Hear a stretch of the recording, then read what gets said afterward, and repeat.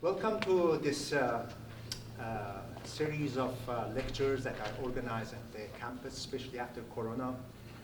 It is very important for you to be knowledgeable about what you eat, what you do, your lifestyle, and these kind of things.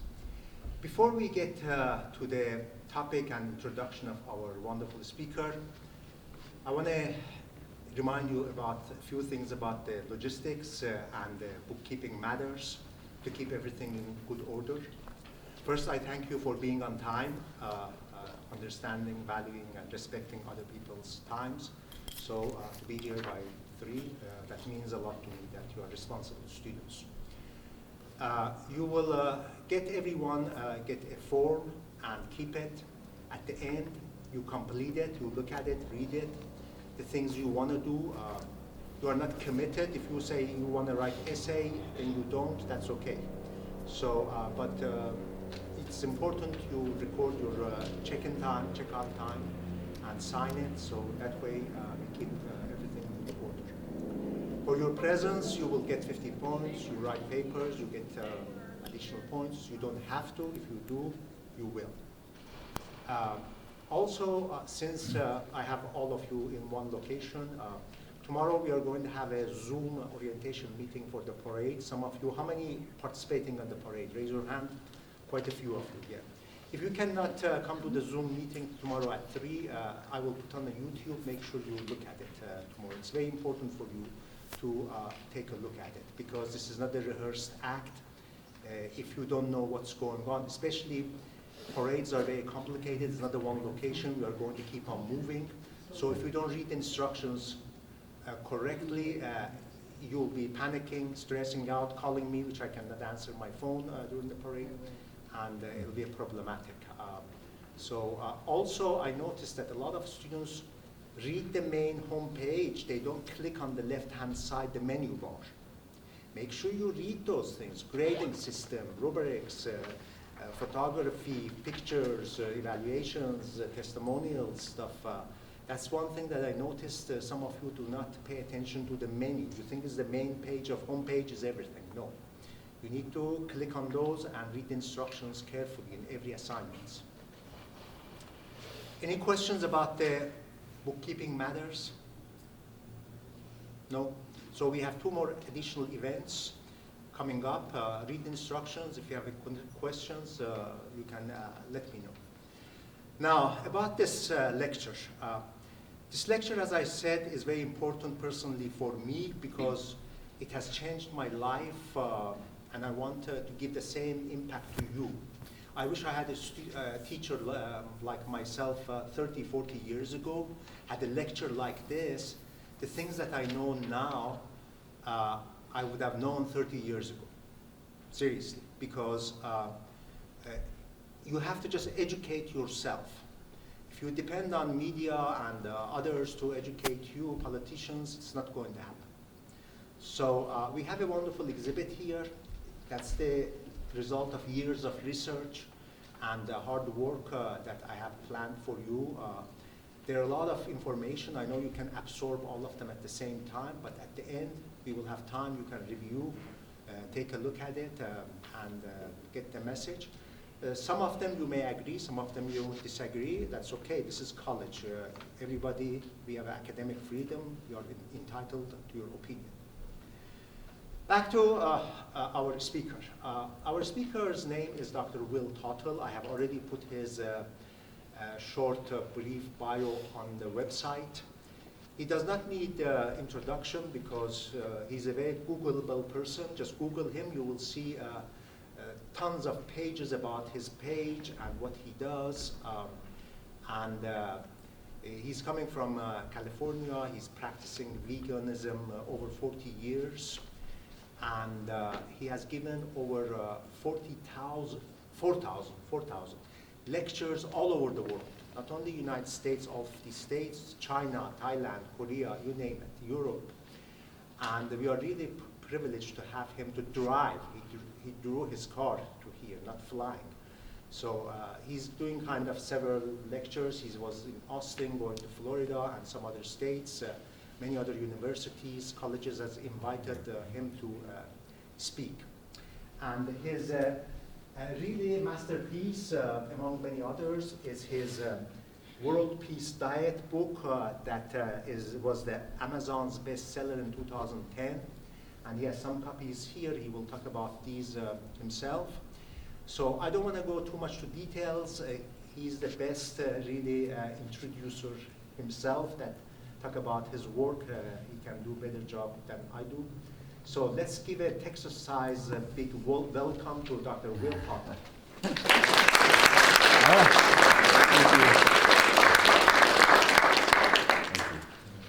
Okay, well, thank you so much, Dr. K. Does the mic work? And I'll go ahead and give it a whirl here.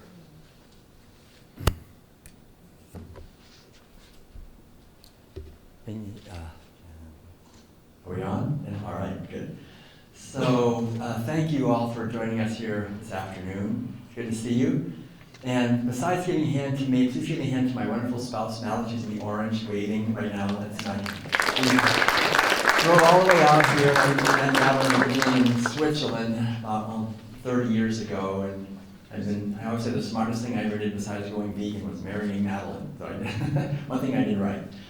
So yeah, so I'll have a few things up here as we go along to just help convey the message, but I want to just start out by saying that I am here basically to convey a lot of good news, essentially. The news is good that I want to convey in the sense that we have, each one of us, the power to not only help create a healthy, vibrant, joyful, abundant, creative life for ourselves, but also to contribute to our society, probably in the most powerful way possible, I would say. And that basically means to question the official narratives in our society around food.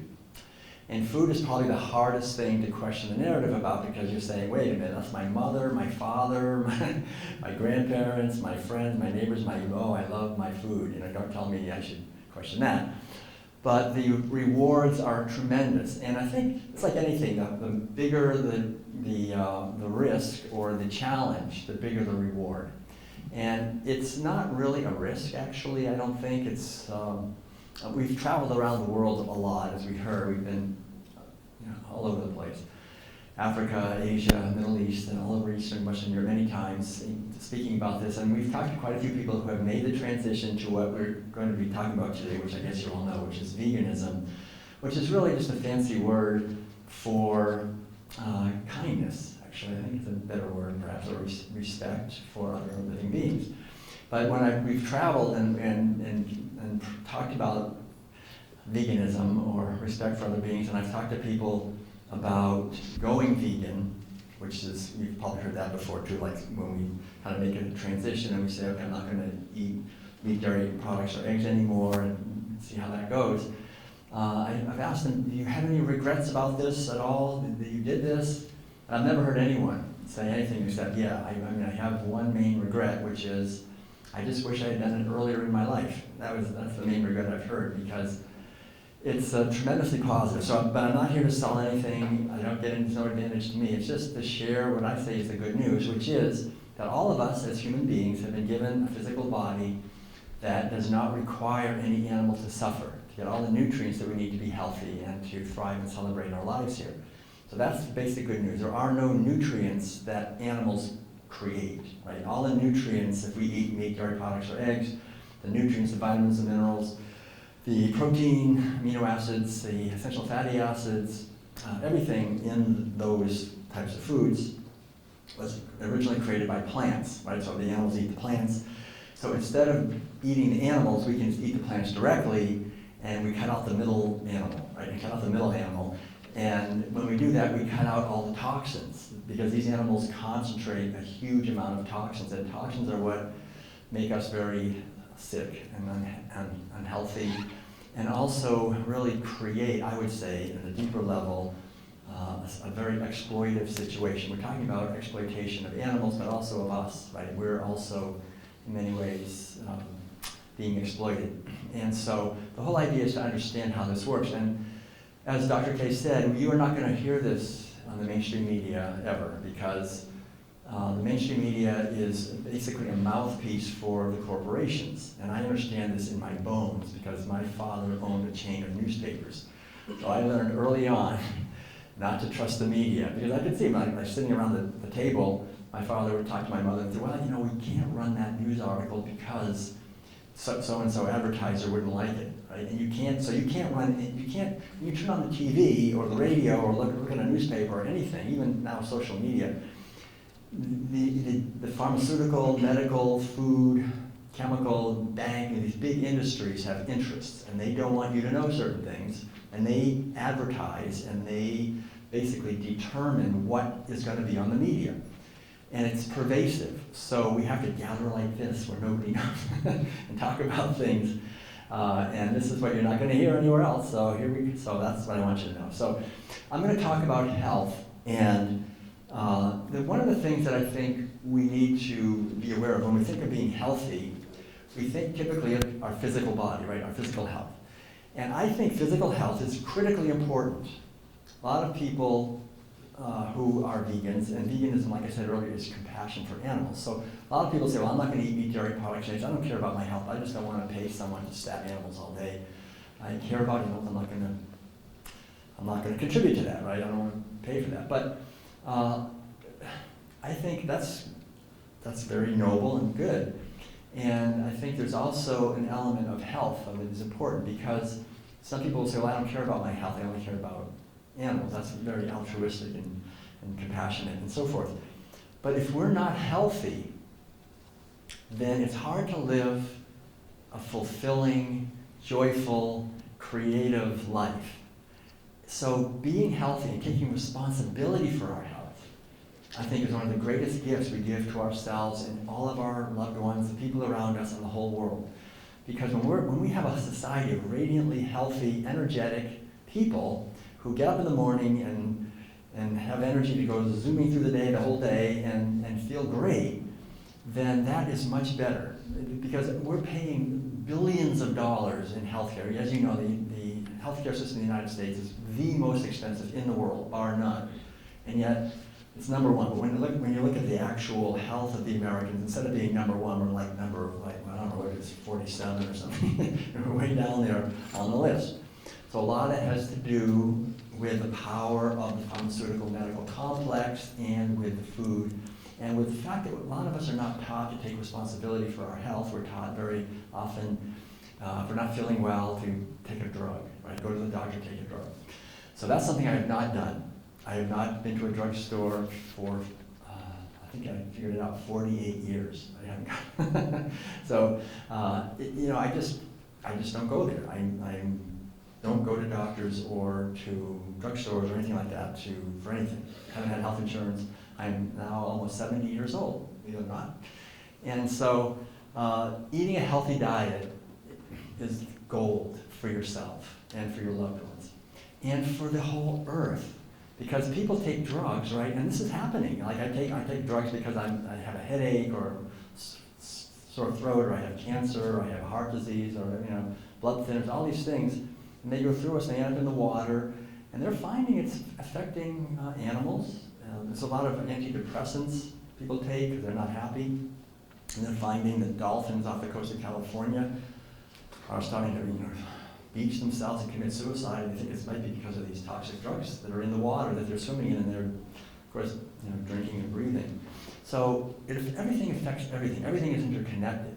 So when we are more healthy, then everybody around us is healthier, and it's a wonderful thing to contribute that. So I really want to encourage all of us to do the best we can to take responsibility for our health, and to see that health is connected to 4 other types of health, right? So our physical health is embedded in other dimensions of health. What are they? So I'll just go through these pretty quickly because we don't have that much time. The World Peace Diet as a book is also an audio book. I have it right here. If you don't like to read, you want to just listen as you're driving.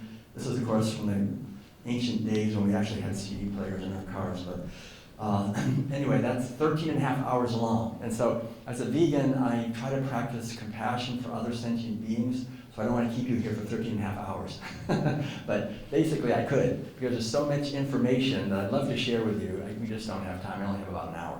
So I'll just go ahead and show some of the other ones that I think are very important for us to understand. Environmental health, right? We can't be healthy physically if the environment is not healthy, right? If the air is polluted, the water is polluted, the soil is eroded, if there's, the oceans are degraded, we're eating toxic chemicals. There's over 90,000 different chemicals that have been approved to be sprayed in the air and the water and on the food and the fields. That ends up in our water, in our air, in our food. We have a cancer industry that just keeps growing. They're making a lot of money on people who don't buy organic, who eat a lot of chemicals, and they're toxic. So environmental health is critical. If we want to be healthy, we need to have, as much as we can, a healthy environment, and we all understand that. Another one that's important is cultural health. It doesn't do a lot of good for us to be healthy if we're living in a society that's unhealthy, right? The whole culture is unhealthy. What do I mean by an unhealthy culture? Well, if there's a lot of injustice, and inequality, and kind of cultural insanity, and craziness, and chaos, oh man, I mean, it's dangerous. I mean, we're in a society, we depend on each other. We want each other to be healthy, right, mentally and physically, because we're all interconnected, right? The better each one of us is, the better it is for everybody. The happier we are, the more miserable or angry or frustrated somebody is, it makes it worse for everybody, right? So really, think about how embedded our health is in the environment, having a healthy environment, having a healthy society.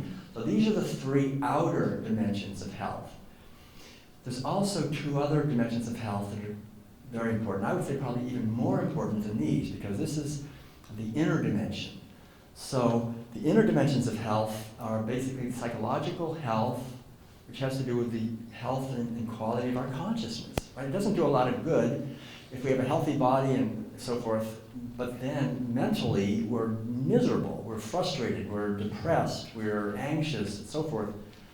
We want to have positive emotions, have an optimistic outlook, have a basic sense of joy and gratitude that we have another day to live, and we're contributing something positive, right? And we have a purpose in our life. So that's psychological health, and that is connected to the final one, which is spiritual/ethical health. And this is, I think, the most important of all, because this one generates, in many ways, all the other ones. Because this is what it comes down to is our life, our consciousness, our purpose. Why are we here? To remember, this is something that's so easy, I think, to forget. And I didn't know it really when I was younger. I had an intuition about it, a little feeling, but our life is actually very brief. I know, when you're in your teens, 20s, even 30s, that seems pretty, it's got a long future, far away. But really, I can tell you from my perspective now, it goes by like really fast. So that means it's important for us to think about why we're here, what it is, what is our purpose, what are my strengths, what would I like to contribute, what kind of an adventure do I want to have in this lifetime? Because it's an adventure. That's the beautiful thing. We have infinite possibilities of ways we can live our life. We can become a farmer, or we can try to create some kind of a community, or we can, besides our work, there's all kinds of things we can study, and skills and talents and abilities that we can develop in music and art and all kinds of ways, literature, writing. There's so many possibilities we can't even think of, right? So we could pursue spirituality, or think of the tremendous range of possibilities that we have. But the basic idea is our spiritual, ethical health is really the behind everything. It's what's actually, in a sense, I love it. It's kind of like what's making this heart. I mean, think about how we have this muscle, and it just keeps, every second it's boom, boom, boom. It's working for us hard. We can count on it. And every cell in our body is working hard, and they're doing things. Why? So that we can contribute, so that we can do something, right? We have this physical body. It's a vehicle, and it's working so that we can think and act and do and so forth. So this is really the key to everything. But the basic thing to understand in all of this is that every single one of these is connected to every other one.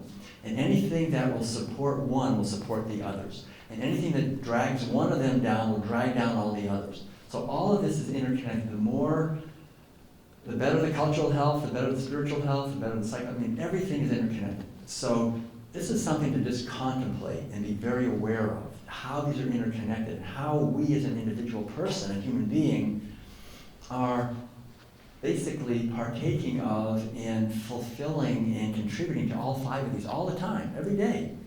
We can throw trash out, we can say nasty things, we can be kind and loving to other people, we can do our best to conserve resources, we can be walking along and just send love to other people. They don't even know it, but we send them some love or some kindness. What we do and how we live makes a huge difference, not only to others, but really to ourselves. And when that happens, when we understand that, we can become a radiating force for healing and for awakening. And what we put out comes back. That's an important point.